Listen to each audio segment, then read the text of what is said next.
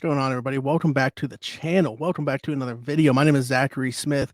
If you haven't yet, if you're new, if you just haven't yet, if you've seen a video in the past, you've enjoyed, if you like the content, if you like the video that you're about to watch based off the title, all these things, right? Subscribe to the channel. Leave me a like. Hit that notification bell. Really helps me grow the channel.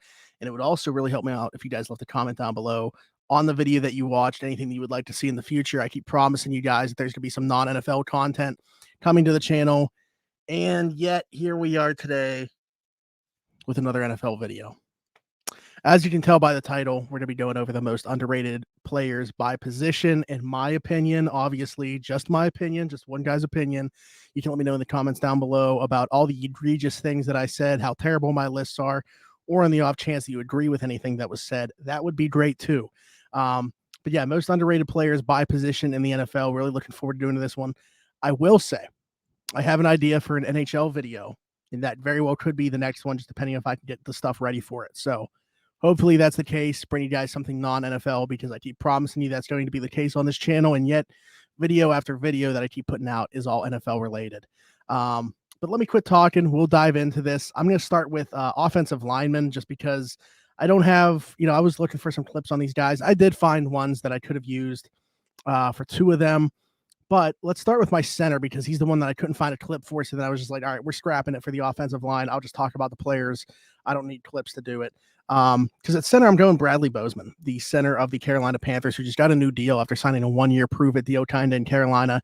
After switching positions from guard to center, he found a home there, was very good last year in Carolina with what was a very good offensive line. And I think why people are so intrigued by the idea of Bryce Young being able to, sit back there and like his size not coming into play as much when you got obviously like a foundational piece on the left side and Eddie Kwanu, but that right tackle, Taylor Moton, is a very good right tackle as well. Bradley Bozeman in the middle of it. Like, this is an offensive line that I think is one of the more underrated ones in the NFL. And, when you look at that coaching staff too, they've done a great job there. So Bryce Young could be in position to succeed early and often in his NFL career. And I think that's why people were like, this is an ideal landing spot, like especially for if a team's picking number one overall, typically they stink across the board, right? Carolina moving up from 9-1, so they weren't like that bad. And there are some pieces in place for the long-term future. So yeah, Bryce Young, the guy there, and Bradley Bozeman, the man in the middle, I think an underrated player at his position. At guard, now this guy could end up playing right tackle next season. I'm curious to see what happens with the Patriots and how they approach this. But Michael Onwenu, former 6th round pick, by the way, in 2020. And if you go back in that class out of 2020, he has the best pass blocking grade from that class, which kind of took me by surprise when you consider Tristan Wirfs, obviously part of that draft class as well, and what he is already as a right tackle. But yeah, he's got that guard tackle versatility. Curious again to see if they kick him outside, if the need is there at right tackle. I know he's coming off surgery as well this offseason, but I think the argument's there that he was like the second best guard in football last year. So it'll be interesting to see if they want to transition him out there, just like stay where he's obviously performed so well. But yeah, I think he's an underrated guy. I don't think he gets enough hype for what he is. And then at tackle, I'm going Kolton Miller of the Raiders, who I believe is like top 5 to 7 tackle in the NFL, and I don't think gets enough buzz. I know PFF likes him quite a bit, and they actually just recently put out their top tackles. And I don't remember exactly where they had him, 3 or 4 maybe. It was pretty high, but yeah, they got a lot of flack for doing so. I just think you look across that offensive line for the Raiders, and he's like the one stabilizing presence for what's otherwise a very bad offensive line. Top 10 in run blocking and pass blocking grades over the course of the last 3 seasons.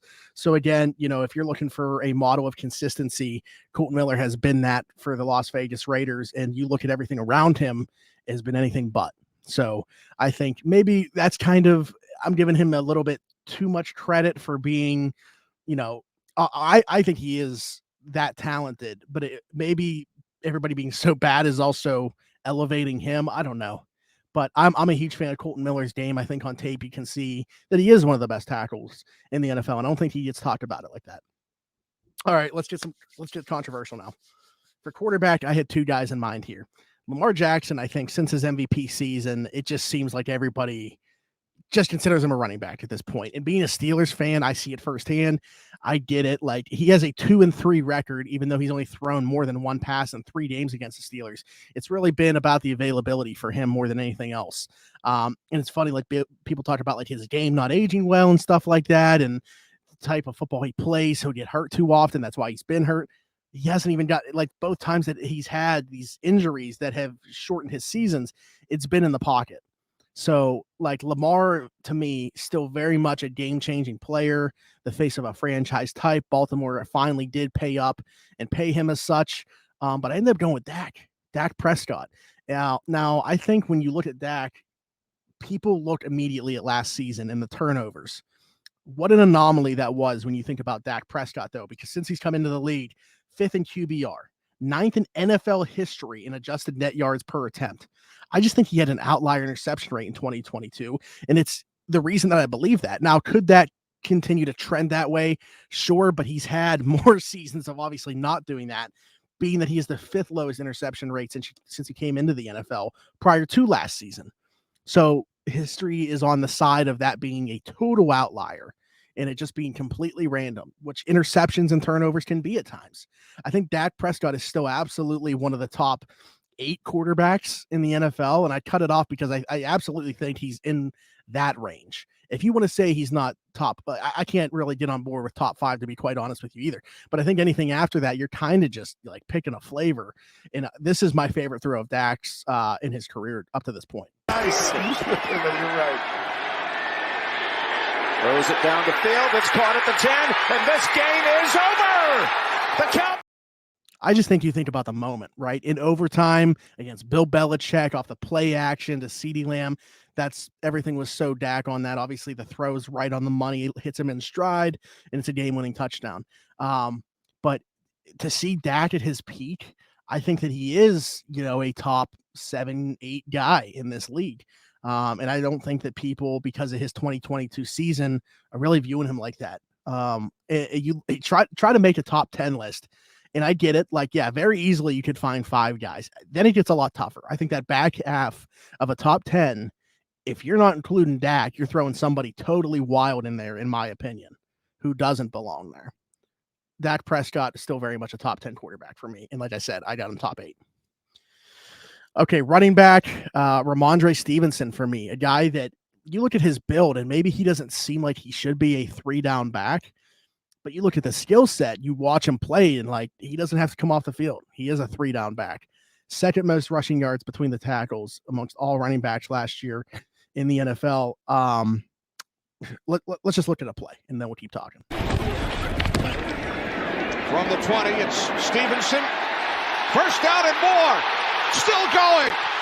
Rhamondre Stevenson finally caught from behind at the 30-yard line of the Lions. Patriots offensive line, look, they are no slouch either. Cole Strange, the rookie, he pulls, gets a nice kick-out block. Rhamondre Stevenson makes one guy miss, breaks another tackle, and he is off to the races. Him and Damian Harris, a really, really good 1-2 combination. Look at that D lineman, he's stiff.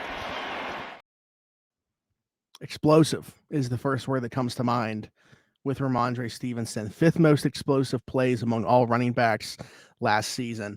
I'm a huge fan of his. And now with Damian Harris not being there, I'm curious to see what the workload is going to be like. I don't think Belichick wants to commit to a guy having, a ton of touches and running a guy into the ground. I think that you've seen in the past that they're going to have multiple guys try to chip in. But I think on a per touch basis, Rhamondre Stevenson doesn't get talked about enough, what he's done within that New England offense, especially because obviously the quarterback play, Mac Jones has not been what you would hope for in a 1st-round quarterback. So I think a lot more has gone on that running game shoulders. Rhamondre Stevenson shouldering a lot of that. So I'm a huge fan. Wide receiver, I went back and forth on this one between 2 guys. Brandon Ayuk of the San Francisco 49ers was the one I didn't choose, but very easily could have. I think he gets kind of overshadowed in that offense just because of Shanahan's scheme and just some of the stuff he does. Everybody talks about Deebo Samuel. I actually think Brandon Ayuk is the better receiver. Deebo Samuel, obviously, more of a gadget guy. You can do a lot of different things with him. But Brandon Ayuk does everything in that system perfectly. So I love him. I think he is, a wide receiver 1 type. I went with T. Higgins who I think already is viewed very highly. But my thing is, I think he's a top 7 receiver in the NFL. And I don't know that he gets talked about that way because of the guy opposite of him and Jamar Chase. But you look at Higgins' production when Chase was out, he proved that he could be the number 1 guy. I think he is a number 1 guy on a lot of teams, obviously, with where I have him ranked. I think he's as good as you get when you talk about contested catch situations. 50-50 balls are not 50-50 balls. I obviously hate the fact that he plays in Cincinnati, but he's become one of my favorite players to watch in the league. And I think it's because when he was coming in 2020, I was a skeptic. I was not in on T. Higgins. I thought that he did a lot of different things okay.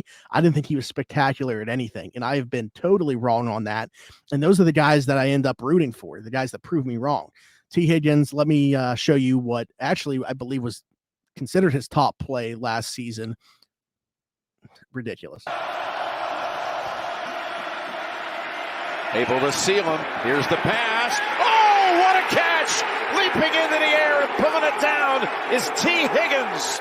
And the Bengals are an extra point away from tying the game. 27 yards. Kind of medium throwers the game has seen in a while. He throws these balls perfectly all the time. And here to Higgins, guess what, Jim? Wide side of the field. Take them all off the field. No one double teams you there. I mean, he just can go up and get it, obviously. And Joe, that's almost like one of those tees down there somewhere, like those memes. That's one of those moments. He just throws it up to him. He trusts T that is going to make the play, and most of the time he does. So I love T. Higgins. I think he's, underrated, despite the fact that I do think he is viewed pretty highly. I still think it's possible that he's underrated, and that's where we're at, in my opinion. Yeah. I'm curious. I know that this has been a discussion too, so I'd be curious on this if you guys could drop in the comments. I know that I've seen it on Twitter recently. Who's the best number 2 receiver in the NFL? I don't even know. Maybe I just view Higgins so much higher than everybody else. I think he is so close to Chase. I don't even know if you could consider them a 1 and a 2 as opposed to a 1A and 1B situation. So, people talked about Devontae Smith, obviously. I brought up Brandon Ayuk, which if you consider Debo the number 1 there, yeah, he's obviously going to be in the conversation. Jalen Waddle. I don't want to leave anybody out, but those obviously come to mind right away. Tight end. This was a little bit tougher for me. I ended up going with, actually, do I have... Oh, yeah, I went with... This was a couple guys that I was between as well. I went with David Njoku of the Cleveland Browns, who the production technically, I think that's still, I think it's on its way. And we will see if Deshaun Watson is able to get it out of him. The thing with David Njoku that I love so much is in the red zone. I mean, you look at a guy that had the second most red zone targets at the position last year, which I don't think a lot of people really recognize. But what he's able to do just from a physical standpoint, you can line him up in the slot, just kind of be a big slot weapon. I think he's an okay blocker, but I really think you got to get the most out of him. Line him up in the slot, get those mismatches, and this is the type of production you can get. 4th and 10. Brissett throws back of the end zone. What a catch! David Njoku in the back of the end zone.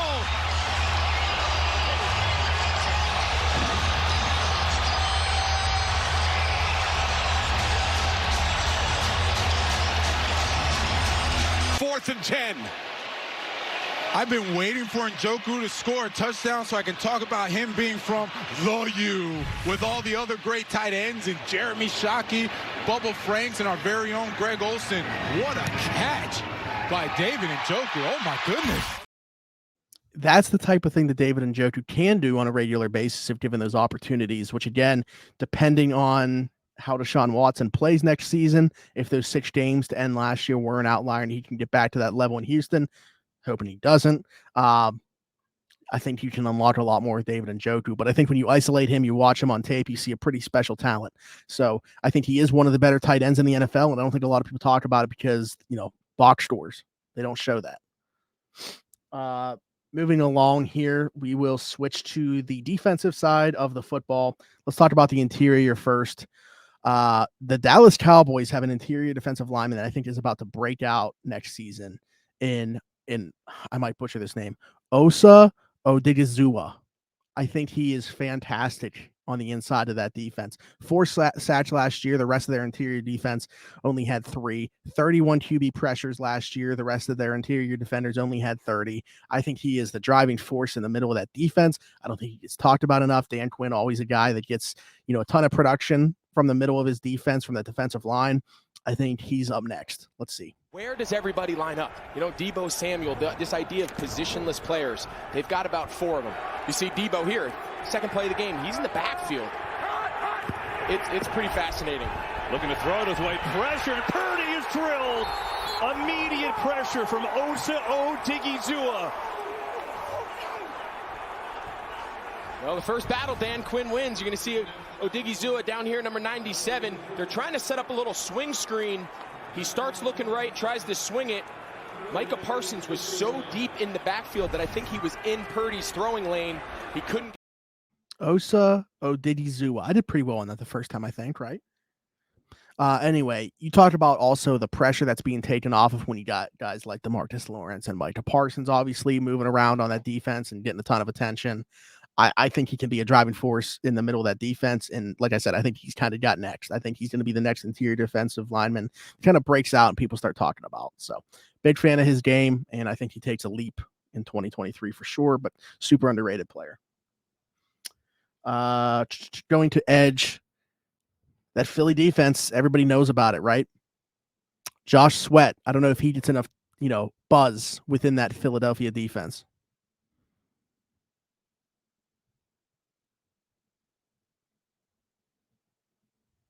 Perfect stunt. They get the tackle and guard to take on one guy. Sweat kind of moves to the inside, gets right around him, brings down Cousins. The sack production went up a ton last year. The thing is, like with him, it's kind of always been coming. Top 10 pass rush win rate over the last 2 seasons. Obviously had the big boost in sacks with 11 in 2022. Playing across from a guy like Hassan Reddick is going to do that for sure. So I think obviously he deserves the credit that he got last season. What a signing for them he was. But 80+ pass grade and run defense grade, pass rush grade and defensive run defense grade over the last couple seasons as well. He was one of 6 players to do it last season. So that's obviously fantastic. And he's the 3rd fastest get off, which obviously contributes in a large way in terms of his production and his ability to get to the quarterback. So I think Josh Sweat, kind of when you look across that Philly defense, might be the guy that you don't always think about right away, but he absolutely should be. Super underrated piece for them. Off-ball linebacker, but here's the thing, and we're going to talk about this as we talk about him. Frankie Luvu of the Carolina Panthers is one of the funnest players on defense to watch tape on in the NFL. The only player last year to have 7 sacks and 100 tackles. So you talked about his ability to get to the quarterback as well. He can play some like right on the ball. He can play off ball as well. Moves great in space. I think he's a super unique player in that way. So I'm a big fan of his. Let's take a look at one of his plays. Cardinals must get to the 37 for a first down. Murray throws, picked off by Luvu. Frankie Luvu down the sideline. He's in for a Panthers touchdown.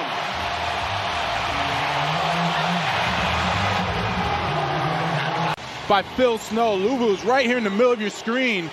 Kyler Murray thinks it's man coverage because J.C. Horn went over there with Hollywood Brown. Instead, they all drop back in zone, and Frankie Luvu makes a tremendous play. Luvu. It's Frankie Luvu, not Lutu. My fault. My mistake. Absolutely ridiculous that happened, especially when I'm talking about how underrated. That goes to show how underrated he is. Oh, man, that's brutal. That's bad on my part. I apologize. Frankie Luvu, one of the more underrated linebackers, maybe the most underrated linebacker in the NFL. And this isn't his first team either, kind of thrown away by the Jets. But obviously had a breakout season for the Panthers last year. I think he's still an ascending player. I think he can still get better. I mentioned, obviously, his ability to play on or off the ball. The defensive coordinator in Carolina has talked about that. Very intriguing player for me. So, yeah, Frankie Luvu, to me, is the most underrated linebacker in the NFL, and I think that won't be that way for long. At corner, Tyson Campbell, who earned a top 10 coverage grade in PFF and just his second year in the NFL, also playing in a new defense, being that they had a new defensive coordinator last year in Jacksonville, 3 interceptions, 9 pass defense. I think he contributes in the run game too, which a lot of people don't talk about. I mean, especially in that division with Derrick Henry, with Jonathan Taylor, you kind of got to be able to do that, and he is able to do that.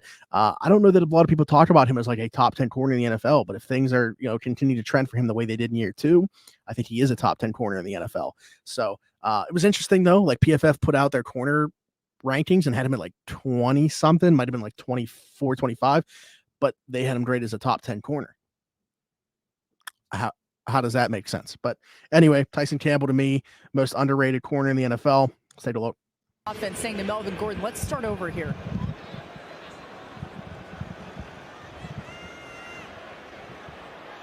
On 2nd and 8, Wilson throwing it, he's intercepted. Tyson Campbell comes up with the turnover. On the first throw Wilson made of the game, nearly picked off by Darius Williams. That time he does throw it to the other team. Look, you're just going to see here, they're just playing a little bit of a cover 2 scheme. You see the 2 safeties deep. You see Tyson Campbell just jam and sink. That's just what he does, jam and sink at a 45, eyes back to the quarterback. The ball severely underthrown. Those are the kind of mistakes that Russell... He's long. He's sticky in coverage. I think he's got good ability to make up some ground too. I don't know what he doesn't have, to be honest with you. When you talk about corners, like if you're building a guy, I think it kind of looks like a Tyson Campbell. So I'm really impressed with him. I think he's just absolutely an ascending player. I don't think he's getting enough buzz yet for what he's done. And going into year 3, finally being able to play 2 years in a row I say finally as if he's been in the league for a long time, but he's able to play 2 years in a row in the same system. So super excited about his ascension. And I do think that we're talking about one of the better corners in the NFL. And I don't know, he just talked about that way. Finally, to wrap up, safety, one of my favorite players in the NFL is Kyle Duggar. So I got to go with him. I think obviously like there are some things about him in pass coverage where he could probably improve upon. His career is still relatively young, draft pick in 2020, 2nd round pick in 2020 of the Patriots, but one of the best run defending safeties in the NFL. And he's been that since day one, stepping foot in the NFL. And they've used him in that way. Really good in the box, can match up well in the slot, get this jam on smaller guys. I really like how he's utilized in New England. I thought it was a perfect spot to learn from, obviously McCourty before he hung him up. So I think going into 2023, he's still super underrated, doesn't get enough buzz. But let's take a look. Bridgewater guns it, intercepted, picked up by Kyle Duggar, works the sideline, stutter step move from Duggar, and he's in. Touchdown, Patriots! They have done it again. 39-yard return. 4 straight weeks they've scored, but it's Kyle Duggar. This is what they call the Tampa 2 defense. 2 deep coverage, and instead of using a traditional linebacker, they brought Kyle Duggar, the safety, to go into the middle and do what they call running the pipe. Absolutely. There it is. You talked about it kind of being utilized in a linebacker role at times in New England too. So super intrigued by his utilization there. And I'm curious to see now with McCourty hanging them up, how they do use a guy like Kyle Duggar, if he strays away from, kind of what he's been doing, or if they keep him within that role that he's excelled in up to this point. We'll see if it expands at all. But I appreciate you guys checking out this video. Let me know what you think. I once again apologize. Frankie Luvu, not Lutu, Luvu is the most underrated linebacker in the NFL. But let me know what you guys think. Let me know what you agree on, what you disagree on. Let me know who you think are the most underrated players in the NFL. Look forward to seeing that in the comments. And again, hopefully bringing some different content to you guys in the very near future. But I appreciate you guys checking this one out. Leave me a like, hit that notification bell, subscribe to the channel if you haven't yet, comment down below, all that good stuff, and we'll see you next time.